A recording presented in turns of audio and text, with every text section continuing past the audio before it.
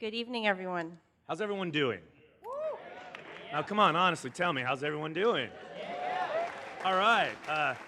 It's true, we did have to hunt Shane down a little bit, and so we've all been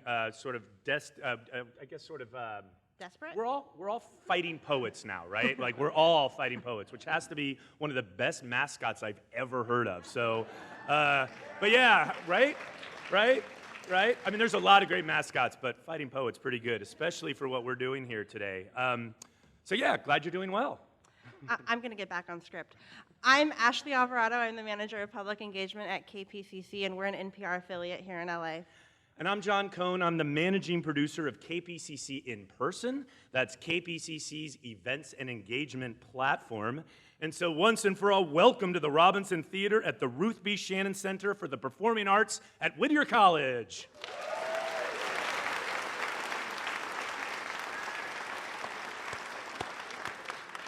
I'm glad you're practicing your applause because I'm now going to ask how many of you are KPCC listeners, and let us know by a show of applause.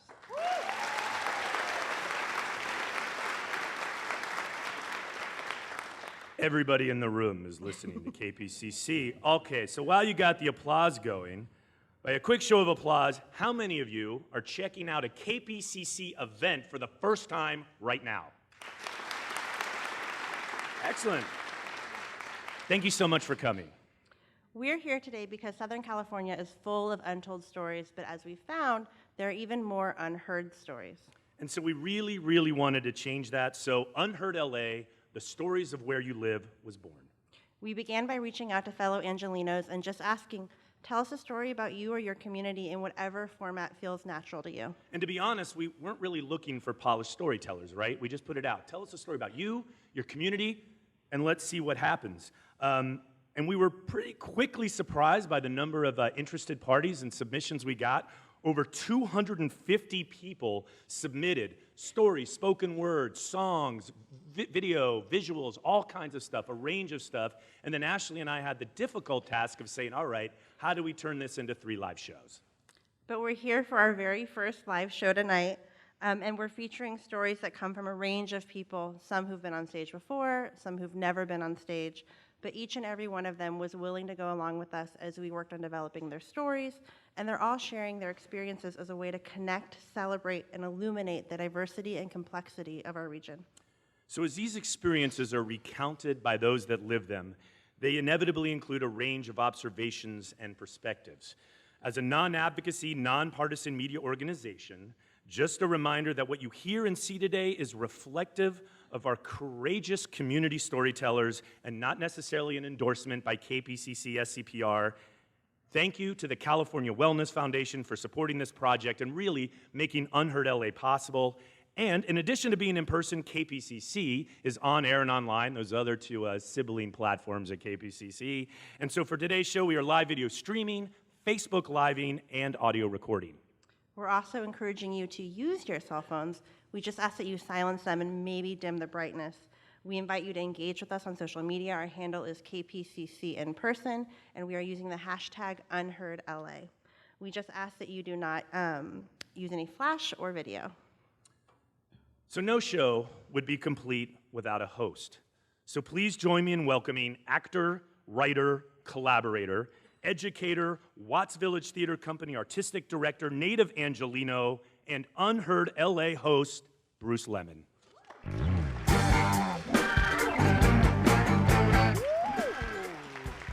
Ooh, it's a lot of people here tonight. Oh, hey. Welcome humans, storytellers, listeners, and everybody at home who is stealing their neighbor's Wi-Fi to be with us live today. Welcome. My name is, hold on. My name is Bruce Lemon, and I will be your host, your tour guide, your wingman tonight if you're here on a date. I got you. Anybody here on a date? Anybody? Nope. Wait, up there. Yeah, I see you. Wait, you know that guy? Yeah, look, great guy. Great personal friend of mine. He saved my life one time. I was drowning in the La Brea tar pits. Seriously, true story. See, I got you. As John said, I am the artistic director of Watts Village. That is a theater company in Watts, which is where I'm from. I represent South Central, or as we affectionately call it, the East Side, wherever I go. Every neighborhood across this city is different, and your experience in that neighborhood changes depending on your demographic. The 16-year-old boy and the 92-year-old grandmother in the same family have very different lives in the same city, different joys, fears, anxieties, and triumphs. Where are you from? No, really, that's a serious question. Where are you from, okay? Everybody, on the count of three, I need you to shout out where you're from, whether it's like where you were born, where you live today, where you live in your heart. Just shout it out. 1, 2, 3, go. Okay, I think I just heard Watts. Try it again. Nice. Yeah, where are you from? That's a loaded question. It's never a question I really wanted to hear when I was growing up, walking to school through different gang territories, but it's one that I love to answer today as a representative of what's good in the hood as we work to change the narrative and highlight the beauty. Every hood USA, they're all just communities of people living, loving, and chasing dreams. Where are you from? Is it the physical location of your birth? Is it the city you've called home since your parents immigrated here in the 90s? Is it where you live as an artist, as an architect, as an activist? As you continue to ask yourself where you're really from, I need you to join me in welcoming our first storytellers to the stage. We have Eddie M. Ghana Jr. and Stephanie Sager, also known as Steady.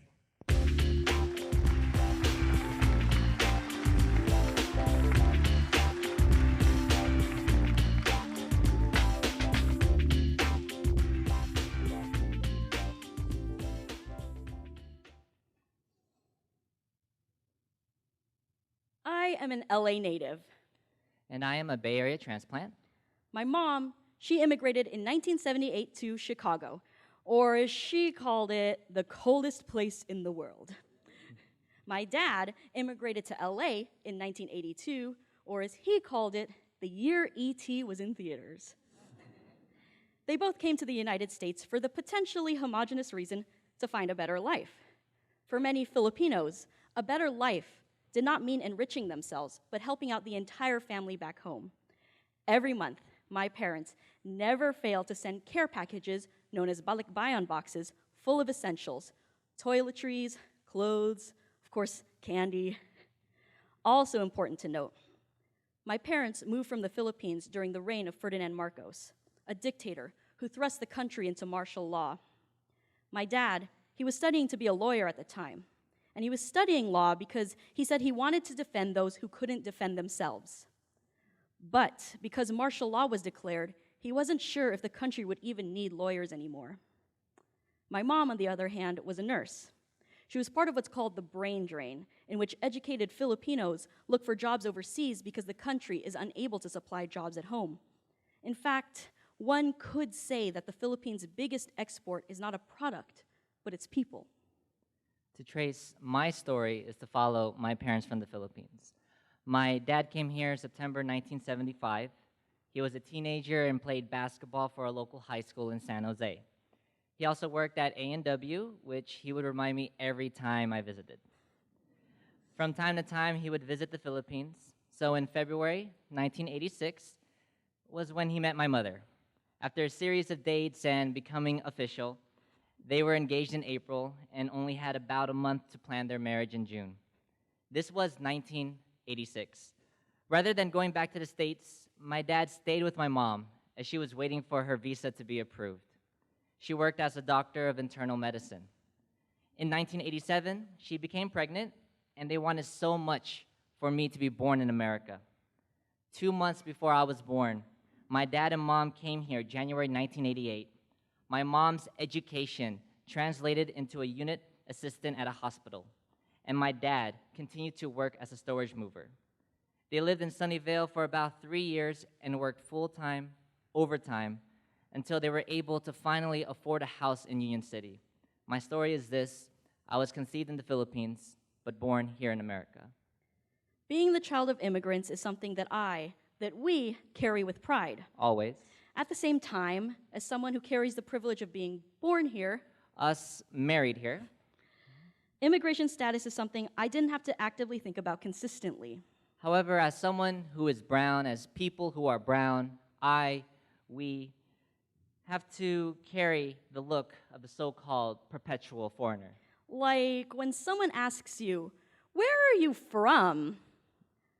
I'm from Pico Rivera, City, Pico. UC. I'm from the Bay Area. I'm from Los Angeles. I'm from 510. I'm from 310. Where are you from? I'm from California. The state with a roadmap of memories. I feel connected. Follow the 101 from the Golden Gate Bridge To downtown Los Angeles. Take the 5 to the 55 to the 405 to Irvine. Take the 405 to the 55 to 5 to Anaheim. From the 5 to the 101 to the 110 to the 10 West. Koreatown is where I'll start a family. No. Where are you from? Our families are from the Philippines. My mom is from Las Piñas City, Metro Manila. Gonzaga, Cagayan. My dad is from Cabugao, Ilocos Sur. Binakayan, Cavite. My parents speak Tagalog and I only understand it. I speak English and they understand it as Americanized. Haven't I written this poem before? But let me get back to your question. My family is from a sweltering country that is fattened by pork barrels and fried by a burning question. Bakit ba ito nangyari? Bakit ba ito nangyari? Bakit ba ito nangyari? I am not going to translate because it will lose its meaning. Meaning, why should the Philippines trust a country that doesn't let it speak for itself? I know what is happening. I know what you are trying to ask me. I know what you are going to say next. No, I am not from a lumpia you ate at a friend's birthday party. No, I am not from a halo-halo you ordered at Jollibee. No, I am not from a balut you saw on a rerun episode of Fear Factor. No, I am not from a nurse that examined you months ago and was so hospitable. No, I am not from a dream vacation to sleep on white beaches. No, I am not from a whale shark on a billboard that said, "Everything is fun there." We are not from the preconceived notions of where you think we are from. So, where are you from? I come from a place, the same place. Where you ask yourself the same question. Where am I from? And the answer should always be, I'm from here, right here.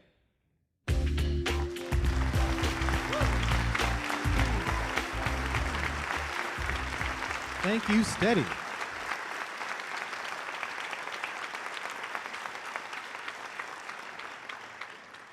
On February 20th, 2017, our next storyteller witnessed his neighborhood moments before and immediately after the tragic death of Whittier police officer Keith Boyer, a 27-year veteran of the Whittier Police Department. The next day, he sat down to write about it, and today he is here to share that with you. Please join me in welcoming Joshua Rigsby.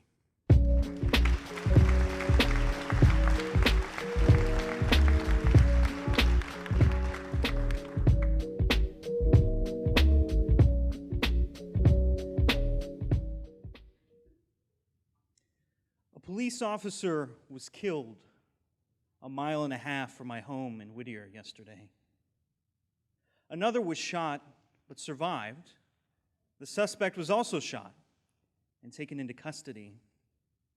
I passed by the scene before the incident occurred on the way to get my car smog tested. Before the suspect crashed the stolen car, before the policeman came to investigate, before the gun battle. When I drove by, the scene looked like it always looks. Leafy, suburban, uninteresting in the way that all mild LA County wealth is uninteresting. At the smog place, I watched news trucks drive by, and on my way home, I saw that a helicopter was perched stationary above the scene as I tried to negotiate the tangled confusion of streets closed by police activity. I called my wife to see if she knew what was going on. Reports, even today, the day after, are a bit hazy. Several news outlets reported the suspect was a known gang member, which seemed odd. The stolen car belonged to a man who was murdered earlier that morning in East LA. It was odd because the Whittier shooting occurred a 10-minute caddy walk from the Friendly Hills Country Club. Because while the city of Whittier is only 23% non-Hispanic white, that whiteness clings to the hills on the north side of town like a receding mountain snow. Gang members are seen as a foreign invasive species in that neighborhood. Some accounts say the police officers had started to pat the man down when he pulled out a gun and shot them at close range.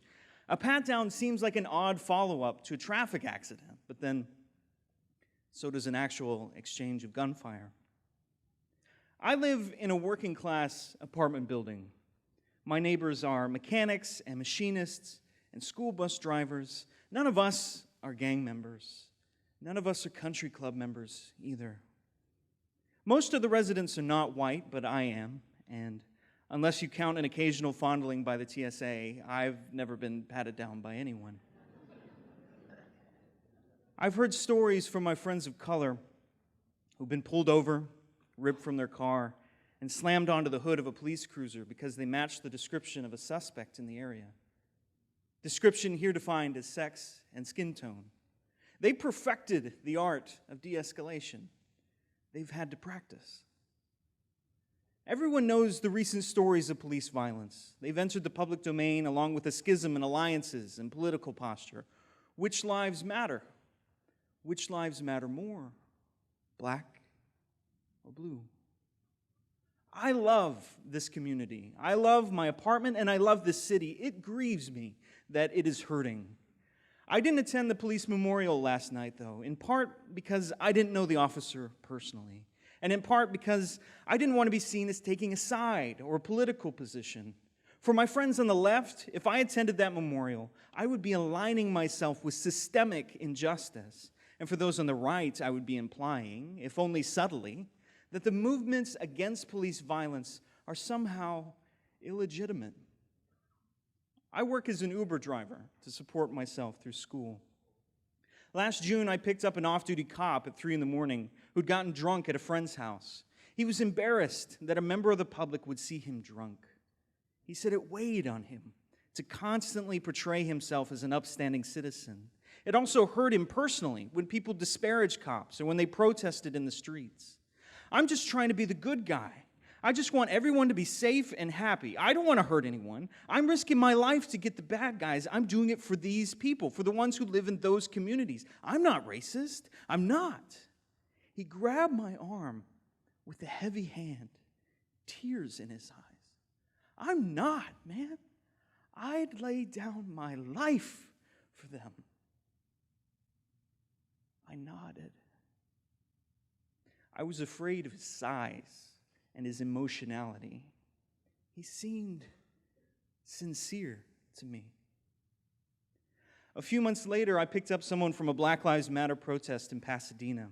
She had to wade through the signs and drums and chanting to find my car. She was flushed with the noise and excitement of it all. It was hard to figure out how to get her home. The protest had shut down the intersection in front of us. The other passengers asked her questions. She'd found out about it on social media and had joined in impulsively.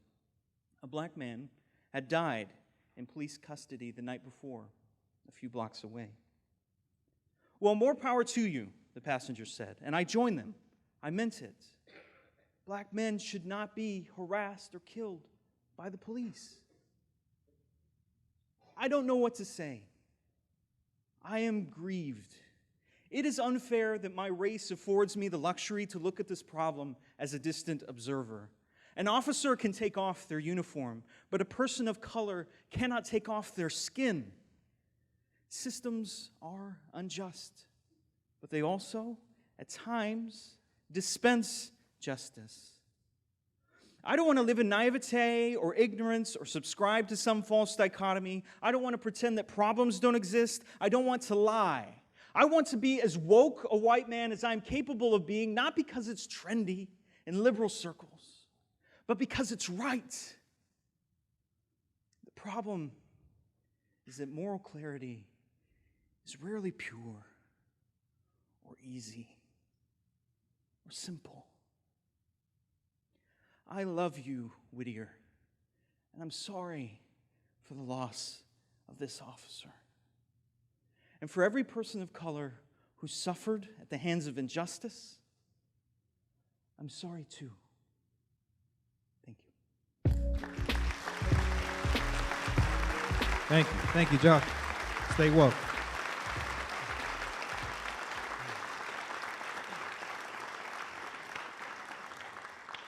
If you had an overhead view of LA, it's a lot like a world map.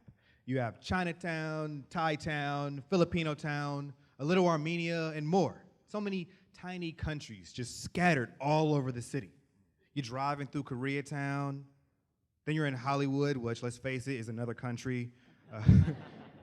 You hang a left, and boom, you're in Little Ethiopia. And speaking of, today, an estimated 96,000 Ethiopian immigrants and their descendants now call Los Angeles home. And some have a very surprising lineage. I mean, you never know who you're standing next to until you hear their story. And here to share hers, please welcome Aiden Kefalu.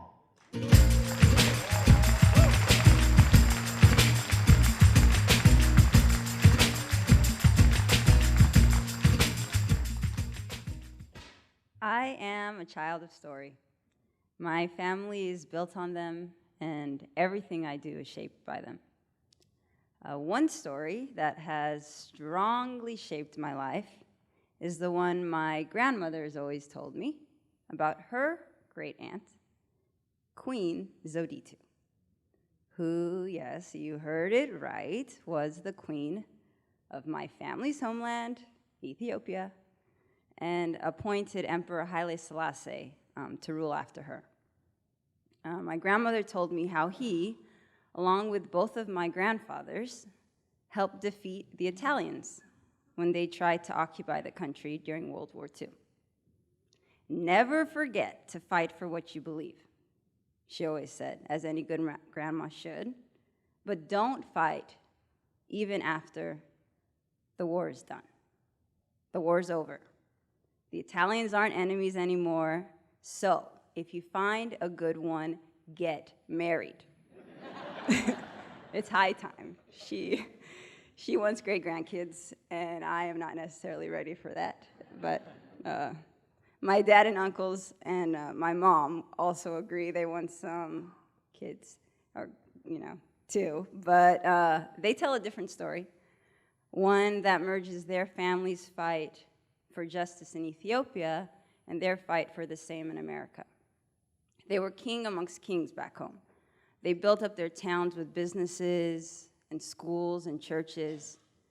But in America, they picked tomatoes as migrant workers and filled gas tanks and parked cars in Beverly Hills. They began at the bottom. And my mom tells me how her white neighbor in Carson wanted nothing to do with her when she moved in next door, calling her things she had never heard in Ethiopia, even covering her kids' eyes so they wouldn't see a black person. And then eventually they became like sisters when she moved out. This was America as an Ethiopian. These stories have become a part of my consciousness. They have been vital in helping me navigate communities in America, a country still untangling its own story, its own identity, its own fight. And just as America seems it's straddling two worlds, one of the old order and one of the new, I straddle two worlds as an Ethiopian American. One ancient, the other young. One traditional, the other irreverent. One homogenous, the other diverse. One my parents and the other mine. And now it's high time I make my own stories and have some dignity, as my grandmother would say. I mean, there's no way I can top being a queen of a country, but I'll do my best as a first-generation Ethiopian American. Now, the song I'm about to sing is a song that's going to be on my album Lost Tribes, which I'll be recording in July. I wrote this song, it's called I and I, when I realized that though I may feel lost on this journey, I'm not alone.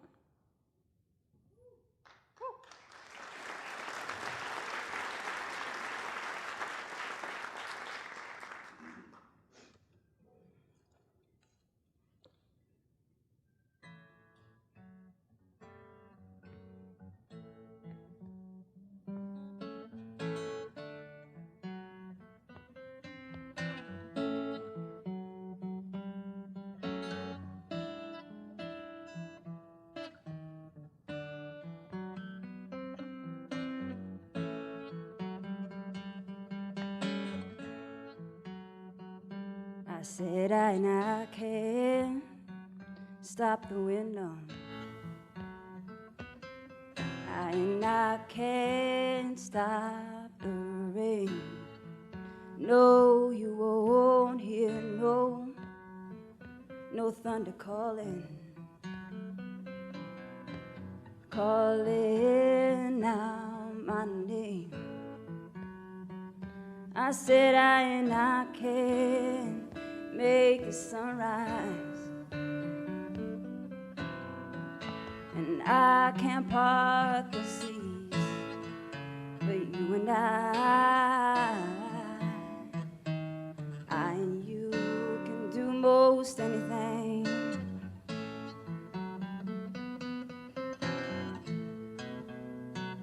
I said when the fire it keeps burning and the winds they fail to cease, said when the journey comes a burden and my soul just needs release, I said I can't stop the wind now. Said I can't part the seas, but you and I, said I and you can do most anything. I said if you hold on, said if you hold on, said if you hold on to my hand, said if you hold on, said if you hold on, said if you hold on to my hand, then I and you and I can do most anything.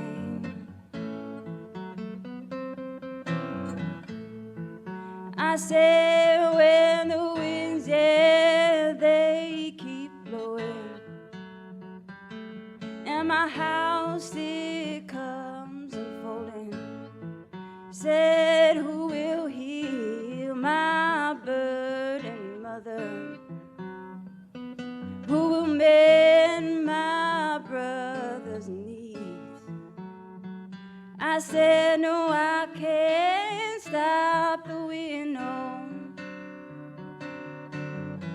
Said I can't part the seas, but you and I, said I and you can do most anything.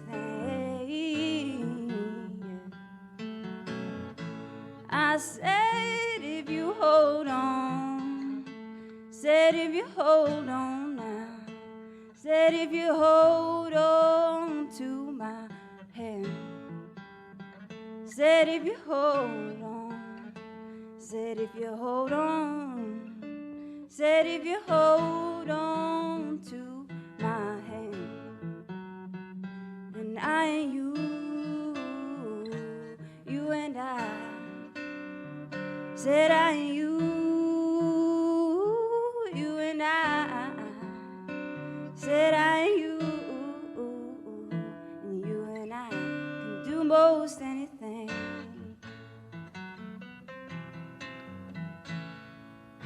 Thank you, guys.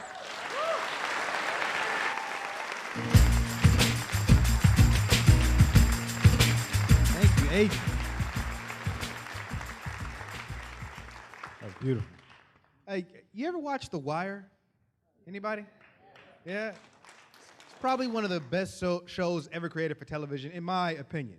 Now, one of the biggest characters in that show was the city of Baltimore.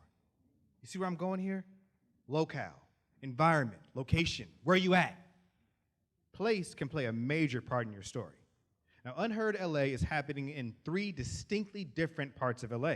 Today, we're in Whittier, which you can see throughout our show in these shots taken by our very own Bill Youngblood. Now, Whittier also has its own story, and here to share a little part of that story, welcome back to the stage, KPCC's Ashley Alvarado.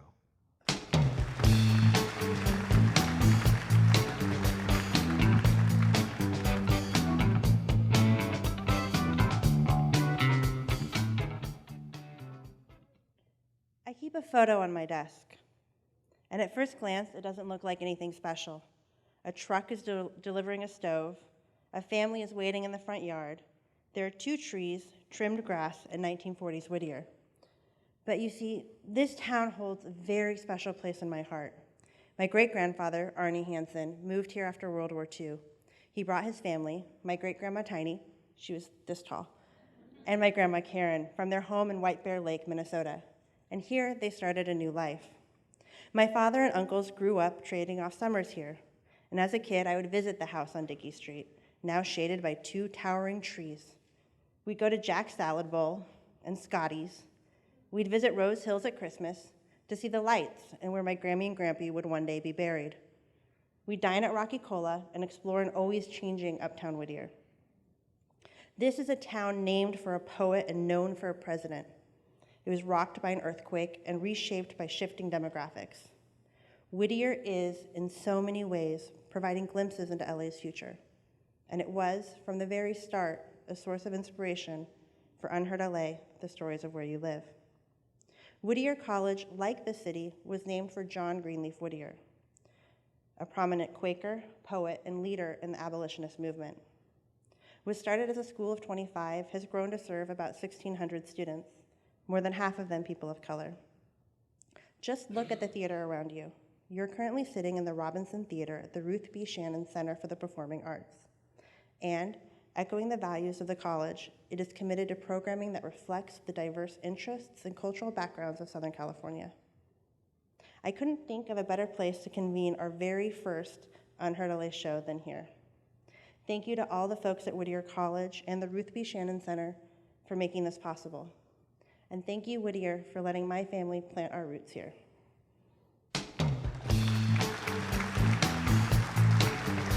Thank you again, Ashley. All right, y'all, we need to talk, all right? No, seriously. 1.8 million adults in LA County experience mental illness, which really means we all do. I mean, that's 1 in 5 adults. Odds are, many of us in this very room are either dealing with it themselves or you know somebody else who is. It's something that can be difficult for everybody involved, and as a result, it tends to be something we don't talk about. Our next storyteller is making an effort to change that for herself. Please join me in welcoming Nancy Doe.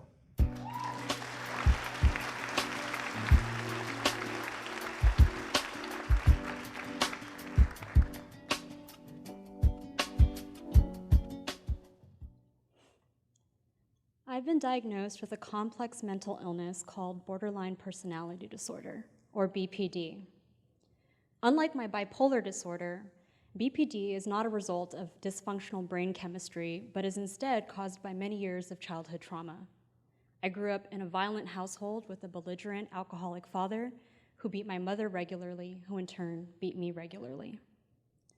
The best way I can explain BPD to you is to talk about fighting dogs. Fighting dogs are subject to a brutal lifestyle where they are chained up all day, isolated, and physically mutilated.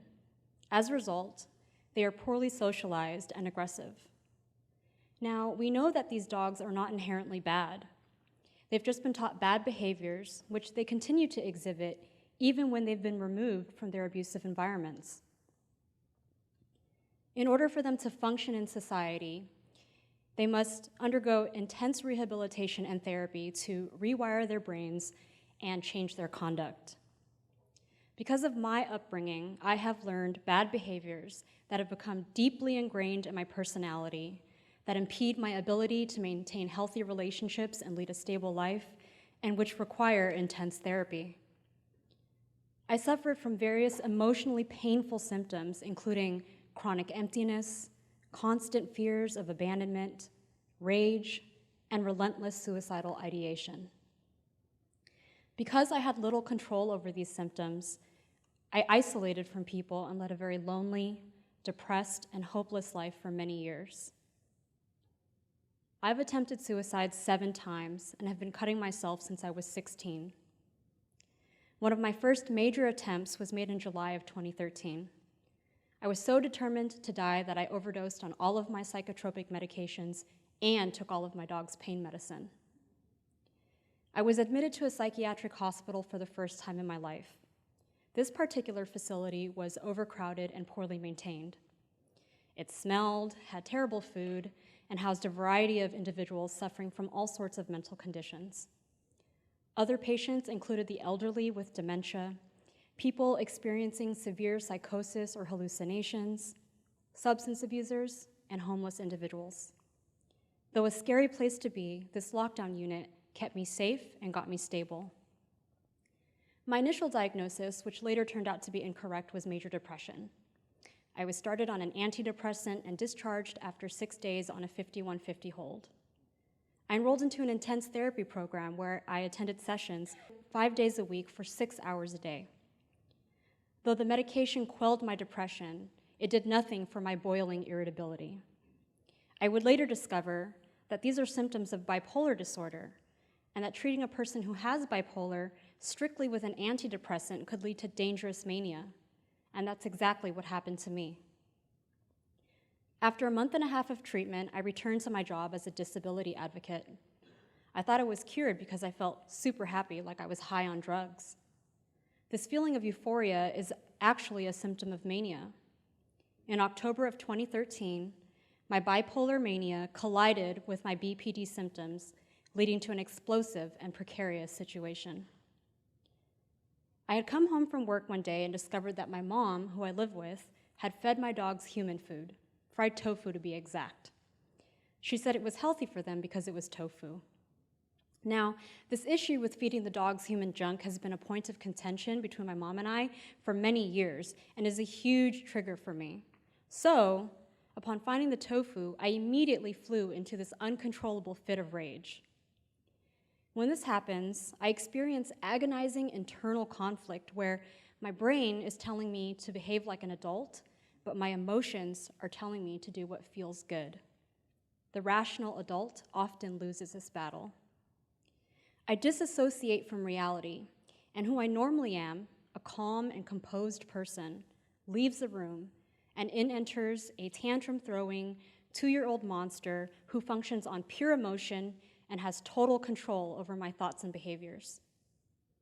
Upon discovering the tofu, and while screaming at my mom like I was undergoing an exorcism, I began to disrobe while walking through the house, all while throwing my clothes violently at my mom, until I was standing there, stripped down to my underwear, cursing her out. When enraged, I internalize the anger I feel, and I cut myself, often violently and forcibly with a pair of scissors until I draw blood. On the night of the tofu, while sobbing hysterically, I emerged from my room with an X-Acto knife and slashed at my arm while standing in front of my mom. At the time, I felt nothing, only excruciating and unbearable emotional pain. My mother began to freak out, and it was only then that I noticed the massive amounts of blood pouring out of my arm. To give you an idea of how bad my cuts were, my medical notes indicated they were 2 centimeters deep and about 2 inches long. My mom lost all logic in her complete state of shock. Instead of calling the ambulance, she became overly concerned with all the blood that was getting on the floor and proceeded to clean the tiles, which only fueled my fury and led to more banshee-like screaming. To make matters worse, when she finally realized that cleaning the floors wasn't at all helpful, she brought me a small box of Band-Aids, which I slapped away angrily while word vomiting profane and vulgar language. I instructed her to call 911, but she initially refused. She was afraid that I would be placed in a psych ward again, and in her mind, I wasn't mentally sick because old school Asian people don't understand, let alone acknowledge, mental illness. In the end, I called 911 myself. Everyone showed up. 5 sheriff deputies, 4 firefighters, and 2 EMTs, all males, staring at this half-naked, skinny little Asian girl sitting cross-legged on the floor, sobbing silently while covered in blood. At this point, I had sobered up from my disassociated state and had come back to reality. I was no longer enraged, and all I felt was incredible shame and embarrassment as these strangers looked down upon me. I ended up with 26 staples in my arm, and now have scars that will follow me for the rest of my life. But I'm not ashamed of them. Though they elicit painful memories at times, they also remind me to feel blessed that I'm alive. They show me that I am resilient and determined, and they motivate me to work hard in my rehabilitation. Above all, they remind me to be compassionate towards myself. When I tell people I have mental illness, I often hear them say, "But you seem so normal." What society fails to realize is that individuals with mental disorders are regular, everyday people. We are just humans with a complex medical condition. We are your coworker with whom you laugh and joke. We're your uncle cooking burger patties on the barbecue, your grandpa reading the morning newspaper, or your daughter texting away on her phone. While we can certainly act strangely and may have many flaws, know that we don't choose to be that way. Like the fighting dog, we've just been living in painful circumstances that have, often against our will, resulted in behaviors we can't always control. But, like the dog, we are inherently good. Thank you.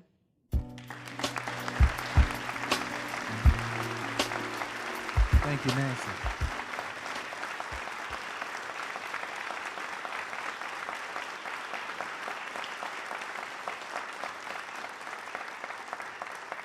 Now, I can't recall the last time I received a handwritten letter. They feel personal. They take time. And if you get one, you know somebody really had a point to make. Now, I think it's important to make your voice heard, especially to those in power. And letter writing campaigns have helped change laws. They've affected policies that control our food, our schools, and more. Letter writing is considered by many to be a lost art. The United States Postal Service has data to support that idea, and if my mom's email account with over 40,000 unread messages is any indication, the urgency letters carry is fading as well.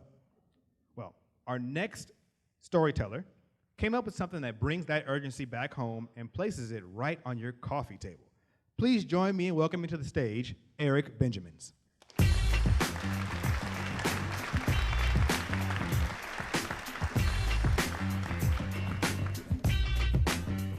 In the weeks between election night and inauguration day, I organized a letter writing and book project called Last Day, First Day. The project encouraged, collected, and published letters written to President Obama on his last day in office and President Trump on his first.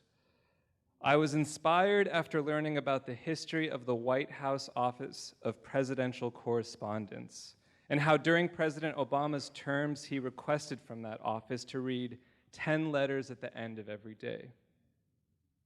I was struck by the intimacy of the gesture in reaching out to two presidents at one of the most significant moments of their careers, which was also a moment, of course, of tumultuous change for us all. Letters were accepted from all persons of any worldview, anywhere in the world, as long as you wrote to each president.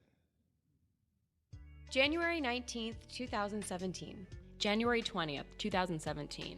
Dear President Obama, dear President Trump, you have faced an incredible amount of criticism, and you have always had your own way of ignoring that criticism and continuing on the path that you think is right.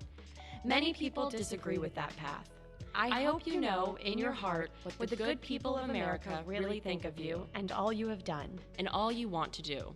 In the end, history will recognize you for what you are, and all the rhetoric and misconceptions will drift away. I wish you the best for your future. Sincerely, sincerely, WJG. Last Day, First Day champions letter writing in its most elastic sense.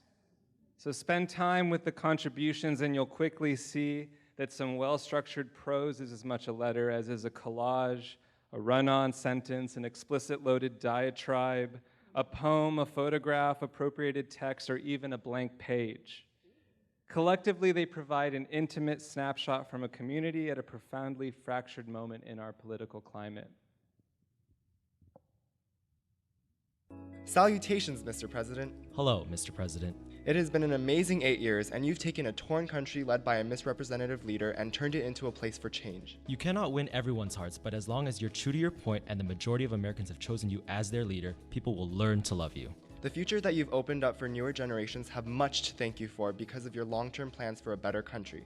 My favorite was when you starred on Man vs. Wild with Bear Grylls. I truly respect you. Not necessarily everything you say, but because of your achievements and wealth. Remember that as president, you're the role model for children everywhere. Student of Baruch College Campus High School. Given the context, Last Day, First Day can most certainly be considered political, but I'm much more interested in how it exists as a document, which, by the way, is available for purchase on the world's most widely shopped online store, that celebrates writing as a means to communicate outward and reflect inward. This call wasn't about organizing a letter-sending service to the White House. Writers could do that on their own if they wanted to. But instead it was about committing to the process and practice of writing as a means to sketch things out, to digest, to share with another, and to move forward. Hey, Obama. Greetings to you, Mr. Trump. Honestly, I'm writing this as a writing assignment from my school in my language and composition class. In all honesty, I didn't really look forward to you being our president. I actually wanted Obama to go for third term, but that's not possible. I think I know more about you through Facebook and all those videos that people or the White House posts. Since things can't be changed right now, I'm hoping for the best out of you for this country. This country is not yours or mine or anyone's. It's everyone's, and you're going to have to guide this big family through whatever comes your way. America was complicated, and everything involved is complicated, but you managed. But putting it out there, you took upon this role. Then be a good role model and be responsible. This isn't going to be a game nor a gamble. Good luck to you. All in all, Last Day, First Day presents 168 letters from writers around the world. They range from the former poet laureate of New Mexico to an 8-year-old slinging harsh one-liners. In the wake of this project, I feel compelled now more than ever to fight the good fight for writing as a practice. In the many discussions I had while working to collect letters, I was overwhelmed with how many had a general fear, avoidance, or lack of confidence in their abilities as a writer. It's as if we're haunted by a kind of capital W writing from our past that is conventional and strict, bound by the rules set in stone from fourth period English. But we're all capable of defining on our own terms how and when we can use writing as an accessible, flexible, and powerful tool to think, to make, and to share. When I talk about a practice of writing, I mean to emphasize that, like going to the gym, it is an athletic endeavor. It requires work, practice, commitment.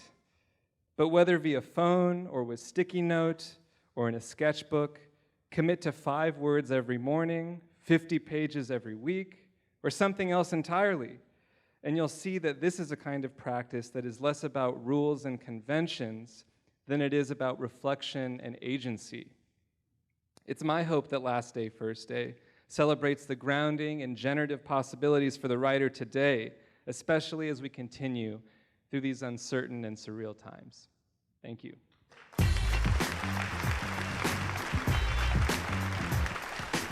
Thank you, Eric. I need a copy of that book, ASAP signed, please. Thank you. Imagine living your whole life here, or at least as far back as you can remember. You know the history, you participate in the politics, you're active in your community. You have deep roots here. Your life is established with dreams on the horizon and family and friends cheering you on. But things can change. Our next storyteller can relate. Please join me in welcoming Brenda Gonzalez. Over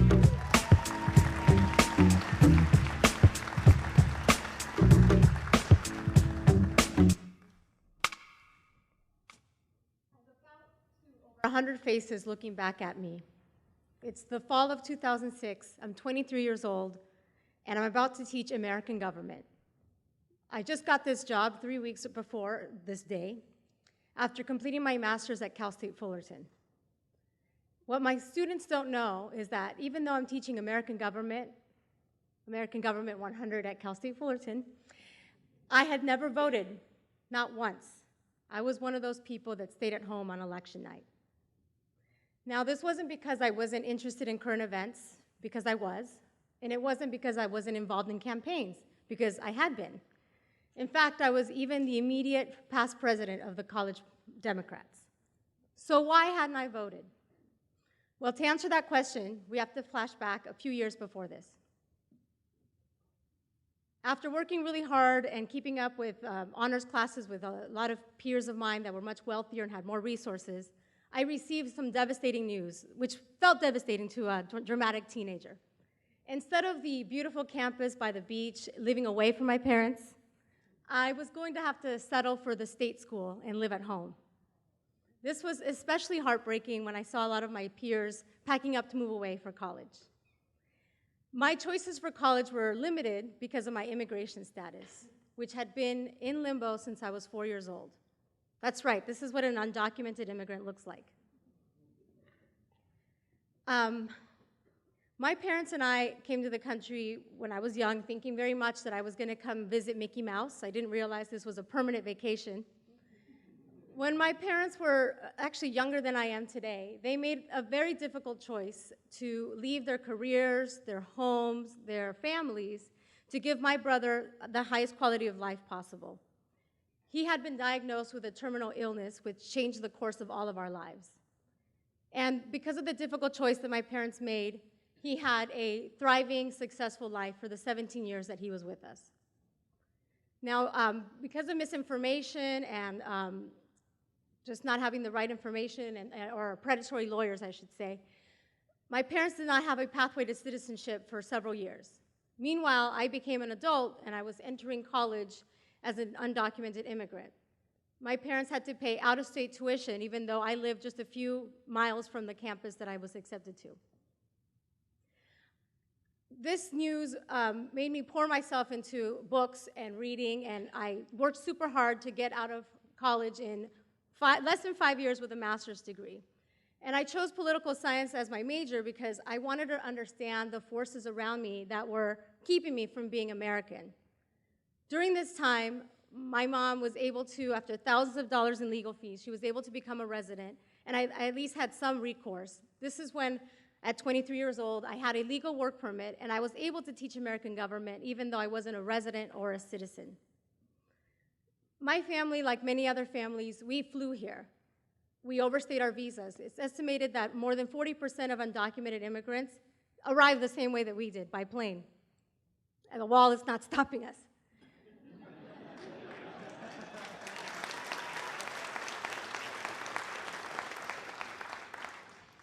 Undocumented people are your neighbors, they're your gardeners, they're your dentists, they're your students. It's estimated that more than 13% of students in public schools in California today have at least one parent that is undocumented. But undocumented people are your community, and maybe one day they could be your American government professor. Thank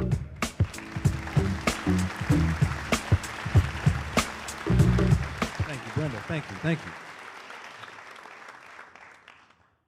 Who are you? What are you? Where are you from? Questions that should have concrete answers but lend themselves to more fluid interpretations. And what's more fluid than poetry? If you didn't know, April is National Poetry Month, and our next storyteller is all about it. Please welcome Jonathan Rios.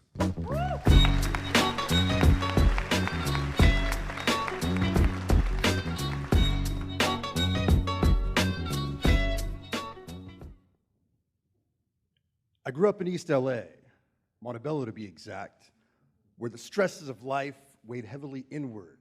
I remember feeling trapped. Exposure to what's possible was capped. Just being able to pay the bills was thought of as being apt, but you can see that being a cog in the wheel left people feeling zapped, crapped on, forgotten about, chapped pride, your life dreams set aside, scrapped. It's no wonder that you turn around one day and all of a sudden, someone snapped. You think nothing of a kidnap. At least that's what happened to me as a young chap. Seriously, I was kidnapped. And my mom saved me as she's been known to do in her own unusual way. That time, it was running someone over with the Porsche. But that's another story for a different day. We never had much growing up, but somehow, at least once a year, my mom was always able to borrow a pickup truck. And she'd collect some of the apartment kids to take us to Venice Beach, to expose us of the true variety of what humanity had to offer. 4 Mexican kids bouncing around in the back of an old school camper shell pickup truck that had shag carpeting and smelled like wet dog while Brenton Wood was casting a spell on me. Once we get within a mile of the water, we'd start looking for a spot because my mom would be damned if she was going to spend half of our beach money on parking.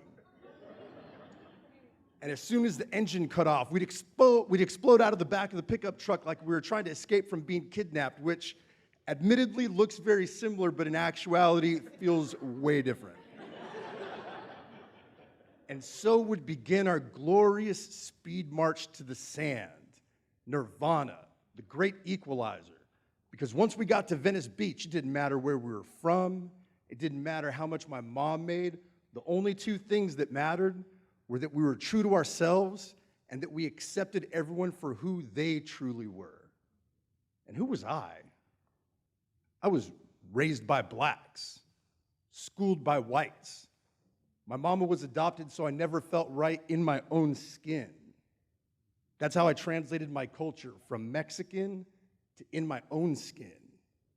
I learned Spanish from hip hop. This is for la raza, mentirosa, break dancing on cardboard. Entiendo mucho, pero no hablo bien. El queso es viejo, ¿dónde está el baño? Yes, I drink horchata. Yes, my mama threw chanclas. I had a light-skinned cousin named Mandy. We all call her Blanca. I know enough to put cilantro on menudo. Culture, cilantro, cilantro, culture. I know what they smell and taste like, but I don't know how they were grown. When I was a young lad, my mom and I couldn't afford, had to grab a roof over our head. So instead, she begged and pled to have at least a bed to rest her baby boy's head that night because I had school in the morning. My mom and I were homeless, but know this, sometimes life happens, you just can't control this.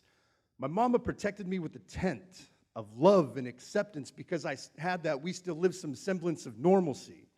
Our circumstances didn't define we.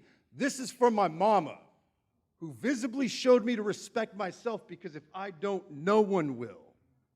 Skid Row was temporary because we connected to community, grasped the extended hand, and continued striving just to be the best me I can manifest to be. When I started making my way into society, her sense of propriety made her step aside as she started to hide from me. Didn't want to detour the rise in me. So I'd pick her up on the corner of Skid Row just to dine with me. We'd share a meal which allowed us to heal. It still seems so surreal. She'd always end with her normal spiel. It's okay, mijo. Don't worry about me. Just focus. I always thought that was bogus. But she did it out of love. It took years for me to know this. Despite my protest, I'd drop her off on the corner with some leftover steak and sodas. I was walking down the street the other day when a homeless gentleman looked my way and said a simple, "Hey." I said the same and then asked his name, and unexpectedly his eyes, they started to rain. He said it had been a year and a half since someone asked him his name. It was Peter, by the way, and we hugged. And I held him tightly to remind him even slightly that I see his light in me. Let us not ostracize, but look into each other's eyes and mutually realize that we're all human beings with lives to live. So give hope. We are the city of angels, not the city of angles, wrangling up tent cities like cattle, herding them to their new pasture next exit off the 10 in Alvarado. Thank you for never losing hope in me. I will never lose faith in you. Thank you.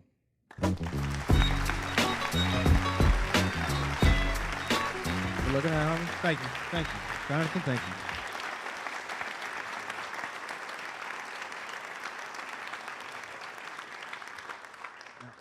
Outdoor strip malls are everywhere in Southern California. But free parking, or at least a spot that doesn't have 15 signs telling you that you can, but can't, but might be able to park here for 15 minutes, or the whole day, or not at all, that's a totally different story. a story that screams LA. You know, it's amazing how some of these tiny details or memories can stick with you from childhood on, and just the sight of them can transport you, bringing you back home. Here to share a bit about one of those memories is Michael Jaime Becerra.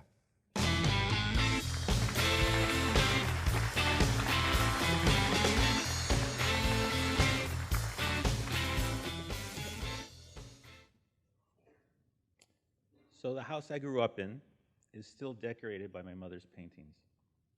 A girl climbing church stairs on a golden afternoon, a weathered artisan weaving a bowl from a length of straw, waves breaking against a rocky shoreline somewhere along the California coast.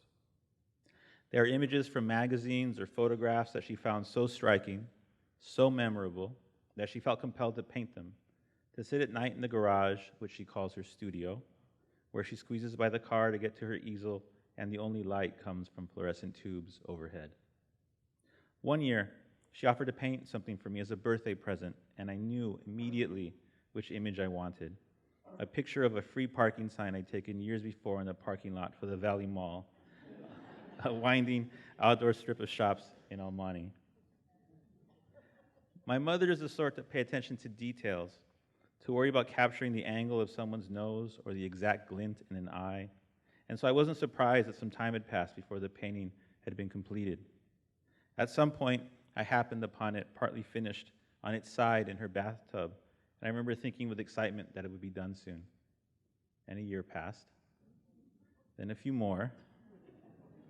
When she finally gave me the painting, it was 2014, and a decade had gone by.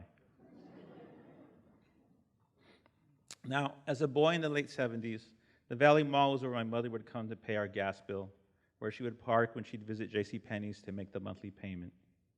Occasionally, she would roll down the windows in her car, a white Pontiac, and leave me while she ran her errands. It's unthinkable now, leaving a young child alone in a car, but this was common then. I still remember waiting for her, the Pontiac's interior cavernous and upholstered in fake maroon leather, the car under the shade of the scrub oaks there, a breeze rustling through the leaves, the smell of fresh caramel corn from the newsstand nearby. And the decades that have passed, the Valley Mall has changed. Now you can find cornmeal huaraches topped with beans and carne asada and red or green salsa, or a custom piñata, or a white lacy dress and an impossibly tiny and thin gold crucifix for your goddaughter's baptism. To me, all of this is a showcase of the city's entrepreneurial spirit, even if the newsstand is empty, if the corner building that housed an indoor swap meet is boarded up, available, either for lease or to be torn down. As a writer, all of this is hugely important to me, to my work, which is largely set in El Monte and inextricably connects culture, identity, and memory, even as time continues its inevitable, unstoppable passage. And in all these years, this sign has survived. I've expected it to be gone, either vandalized beyond recognition, or demolished by some late-night drunk driver, or simply replaced by something more modern. Every time I see the sign, it brings me joy. The old world surviving in the new, the sign's familiar, time-worn blue just a few shades darker than the sky, its white banner ruffled by an imaginary gust of wind. While the sign evokes all sorts of memories for me, to my mother it wasn't remarkable or very memorable. That's why it took her so long to paint it, she says. Why she would stop before it after church, hoping for inspiration to strike. And it's why she eventually embellished a tree in the lower left corner. And then added two more touches of nature to make the painting more interesting. Inevitably, I'll drive by the sign one day and it won't be there. And soon after that, the Valley Mall might not even be there. When that time comes, I will still have this painting.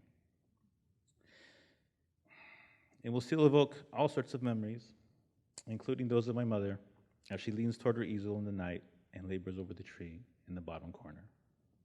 One brush stroke, then another, getting each leaf right. Thank you.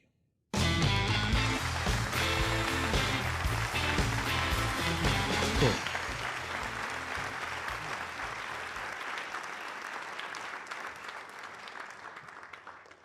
Cornerstone Theater Company is celebrating 30 years of making new plays with and about communities, valuing the artist in everyone and operating on the conviction that artistic expression is civic engagement.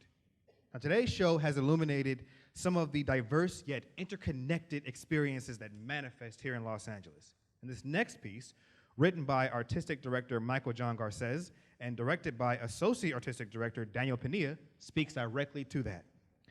Please join me in welcoming to the stage some friends of mine, family even, Cornerstone Ensemble members Marcenis MC Earl, and past Cornerstone community members Natalie Venegas, Jared Ross, Bethany Nava, Kenneth Ramos, Cecilia Dominguez for their performance of Where I'm From.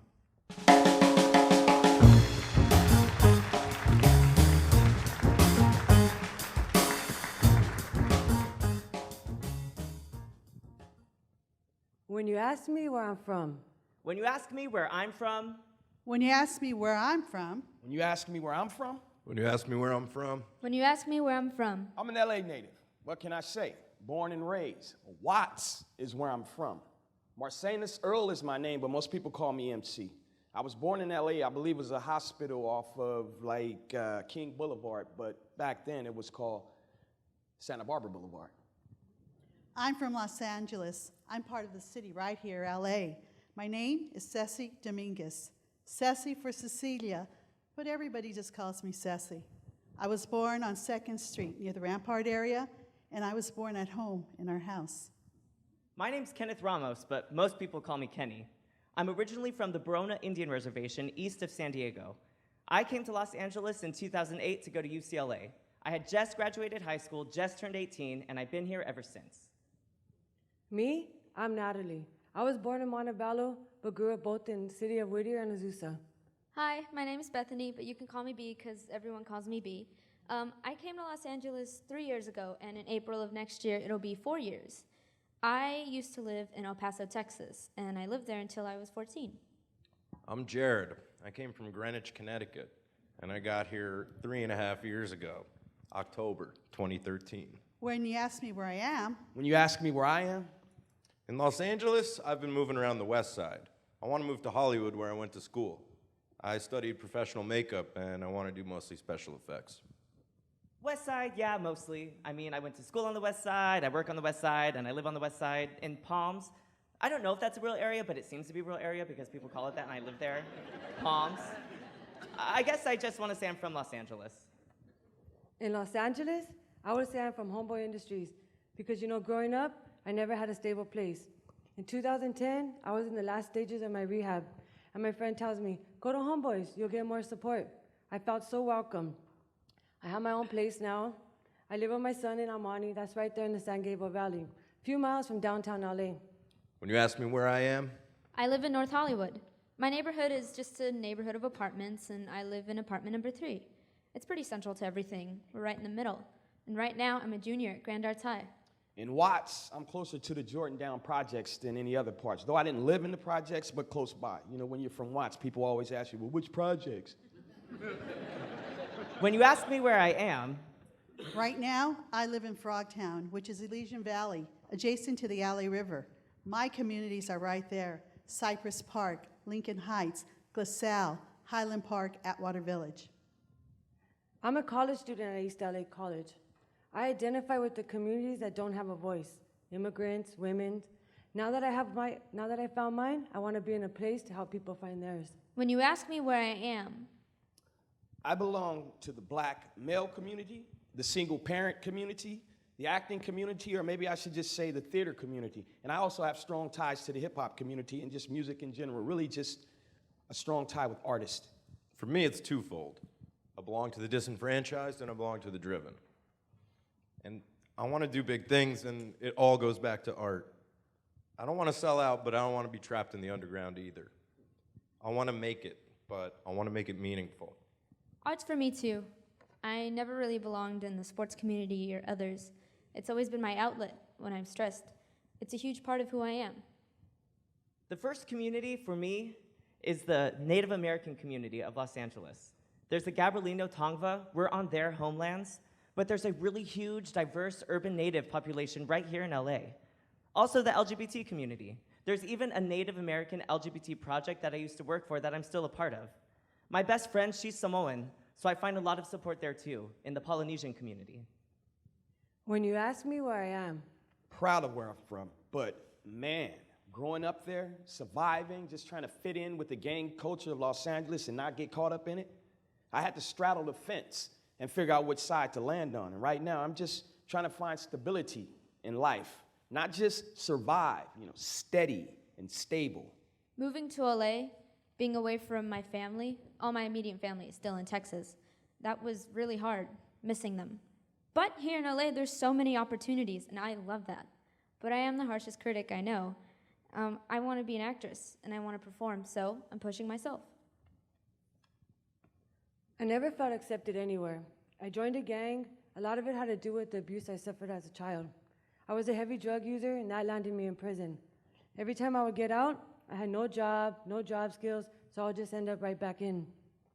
Now I'm a case manager at Homeboy Industries, working with people, their challenges, prison records, bad credit, minimum wage, trying to help them find housing, childcare. It could be hard on me, but I love my job. I love working with people. The transition, coming from a small reservation where everybody knows each other, to UCLA, to Los Angeles, which are huge, that was big. The challenge was finding people who understood me. People would always ask, how much Indian are you? Or they'd say, you're just Mexican. But I finally connected with the vibrant Native community here in LA. Now I wonder what the next chapter is for me. LA is a great place to explore different things. I just have to decide what's next. In my community, we are dealing with issues of racism and economics. Different people are moving into our communities. We don't know who they are. How do we work together to bring things back into focus and make a change? We're on our own, and where's the help? Where's the people who are supposed to help us, and how will we have the strength to do it? I'm sober now, but I had some real trouble shooting meth and heroin. There's also been a lot of deaths of people close to me during the last few years. I've lost people close to me due to drug overdoses, to suicide. I'm trying to figure out how to get some stability with the life of an artist and balance taking care of others while taking care of myself, which sometimes I'm not so good at. Balance. When I look around, I see. When I look around. When I look around, I. When I look around, I see. When I look. When I look around. I see what people seem not to see. I see homelessness. I see the unseen and the unheard. I see traffic.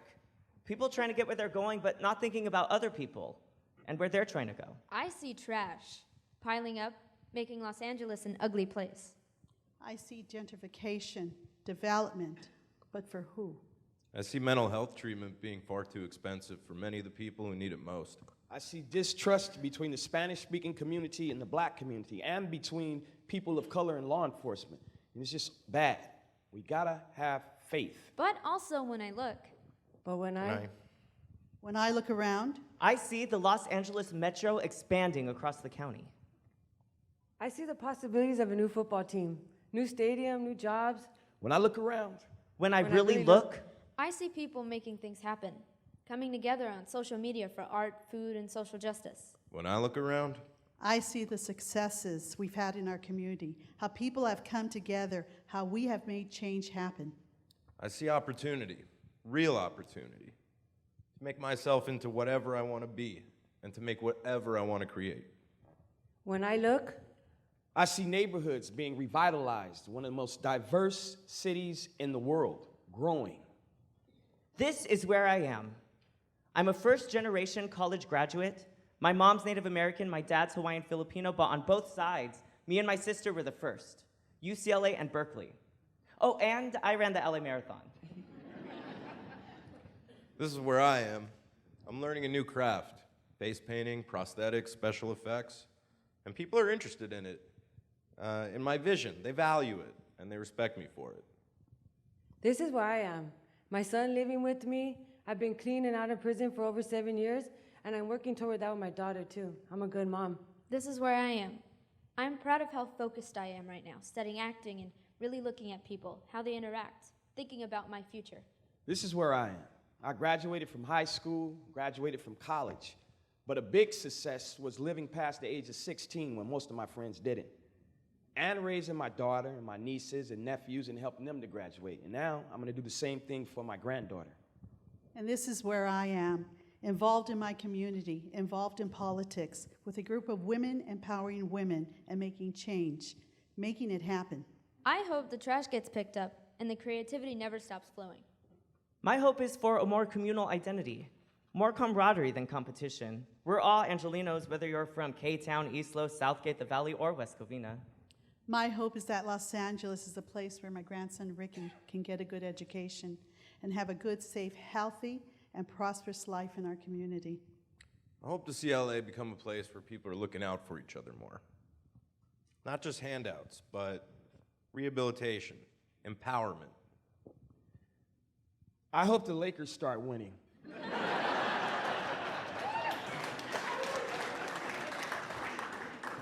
I hope arts programs for kids expand. Kids meet other kids, learn empathy. The arts saved my life as a kid, and I want to see them for everyone. I hope we invest in our communities instead of our prisons. I'm gonna be self-supporting. No more help from my family or food stamps. Get a job that makes me feel like, I can't believe I'm getting paid for this. I'm going to graduate from college with a degree in marriage and family therapy. I'm hopefully going to become a professional actress and maybe teach kids some acting, help them use their creativity for good. I'm going to keep on acting. Maybe do a little film, a little television, use theater for social change, and maybe start my own company and hire some young people. I'm going to dance. I want to be a dancer. At my age, I want to perform. I get happy just thinking about it. I'm going to go to graduate school, hopefully figure out my life, and continue to contribute to and serve the American Indian community. That's my Los Angeles. That's who I am. This is where I'm going. Where I live. Where I am. This is where I'm from. This is where I'm from.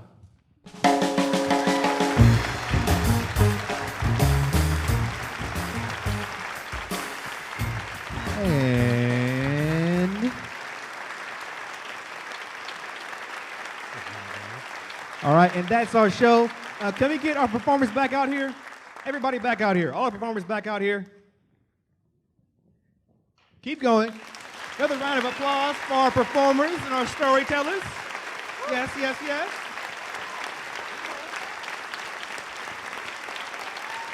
Keep it up, keep it up, keep it up. There we go. Yeah. Look at that.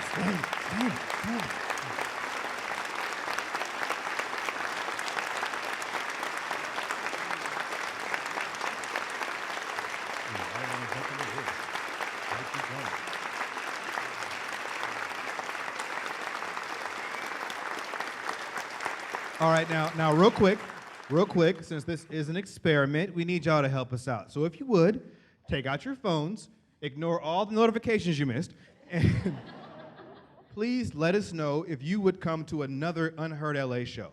So text UnHeard LA to, there it is, see it? 63735 and answer 2 quick questions. And make sure you check the spelling. Don't let autocorrect get the best of you. And if you do want to check out another UnHeard LA show, you can get more information at kpcc.org/UnHeardLA. Thank you again, John, Ashley, and the entire KPCC In Person team, including our photographer, Bill Youngblood. Thank you also to Quetzal for use of Unbound from the album The Eternal Get Down as our theme song. And thank you to all of our generous storytellers, Cornerstone Theater Company, the Ruth B. Shannon Center for the Performing Arts, the California Wellness Foundation, my mom, and most importantly, you for coming out. We'll be at the Mixer, where I encourage you to meet someone new and tell them where you're from. That's our show. Bless you. Good night.